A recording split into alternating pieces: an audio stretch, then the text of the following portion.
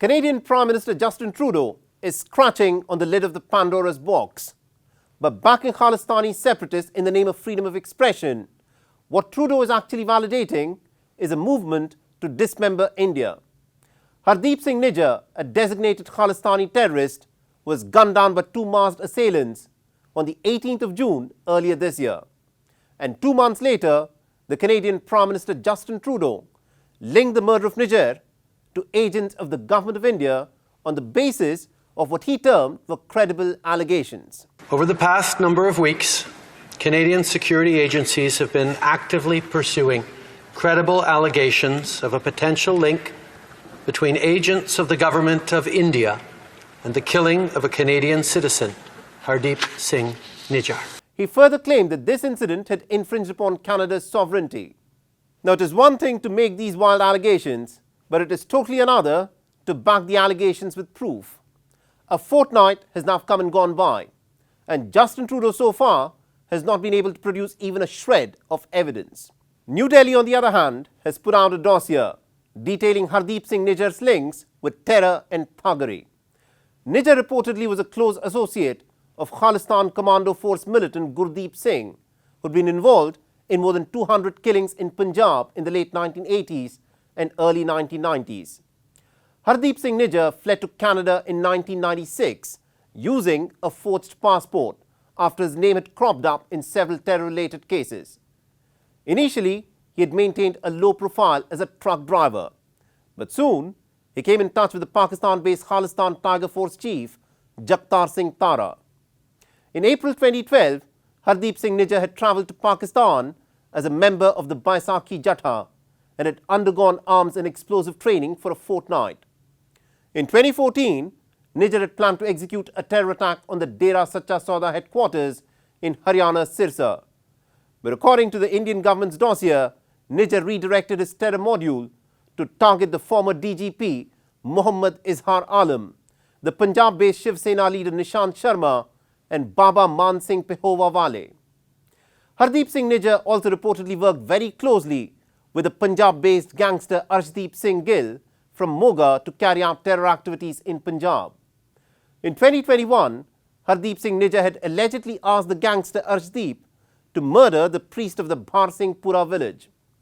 In this manner, Hardeep Singh Nijjar had actually built up an elaborate network of terror and crime across Punjab, but operating from behind the scenes from Canada. Now, to gain legitimacy with the larger public, criminals and gangsters often wear the mantle of religion and nationalism, which is precisely what some of the Khalistani separatists and terrorists are doing. But what really is Khalistan? In its simplest definition, Khalistan refers to the land of the Khalsa. The word Khalsa is derived from the Arabic word Khalis, which means to be pure, to be free, to be clear, to be true, and to be solid. So Khalistan effectively means the land of the pure. In the tumultuous decade of the 1940s, when India achieved its independence from the British, the parallel discourse that dominated the fate of the Indian subcontinent was the flawed and the pernicious two-nation theory, which ended with a bloody and tragic partition of one people. India emerged as a secular republic, while Pakistan took birth as an Islamic republic. The idea of Sikh separatism also took birth in the 1940s. But in the rough and tumble of the most strident two-nation Hindu-Muslim debate, the Sikh separatist voices were drowned out. In 1952, India's first Prime Minister, Jawaharlal Nehru, was opposed to the demand of a Punjabi-speaking state.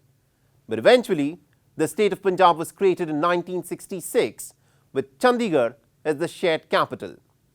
But in the 1970s and 80s, the Khalistan movement gained momentum, spurred by the firebrand Sikh rebel leader Jarnail Singh Bhindranwale. The demand for Khalistan did not just remain an idea, it acquired the form of an armed rebellion. And this armed rebellion lasted for more than a decade, to which the Indian government under Indira Gandhi responded with a violent crackdown. In 1982, Bhindranwale moved into the Golden Temple, the holiest place of worship for the Sikhs, and established a sort of parallel government. In 1983, Bhindranwale's militant cadre fortified the Sikh shrine. In 1984, the Indian forces stormed the Golden Temple to flush out Bhindranwale and his militants as part of Operation Blue Star. On the 31st of October 1984, the then Indian Prime Minister Indira Gandhi was assassinated by two of her Sikh bodyguards. On the 23rd of June in 1985, an Air India flight that was travelling from Canada to India via London exploded mid-air at an altitude of 31,000 feet over the Atlantic Ocean. All 329 people on board were killed, making it the worst terror attack in Canadian history. Terry Miliuski, a Canadian journalist and an author who's written the book Blood for Blood, 50 Years of the Global Khalistan Project, has said that the Canadian intelligence agencies were actually tracking the perpetrators of the Kanishka bombings, but chose to look the other way.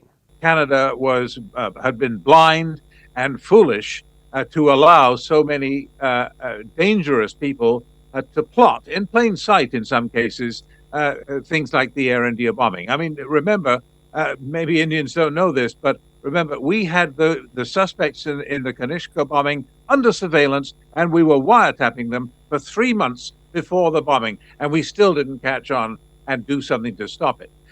Under Justin Trudeau, and earlier under his father Pierre Trudeau, Canada appears to be playing a dangerous game. On the very day when Justin Trudeau was here in New Delhi for the G20 summit, the Khalistani separatists in Canada held a referendum to dismember India. The idea of Khalistan has faded into irrelevance in the minds of the Sikhs who live in India. The Sikhs constitute less than 2% of the Indian population, but by their sheer hard work and enterprising nature, they punch well above their weight. Be it in politics, economy or culture, the Sikh community in India faces no alienation, rather proud bearers of the Indian flag in all walks of life. But in Canada, the embers of Sikh separatism are being fanned by Justin Trudeau and his ilk for no greater objective than petty political profit.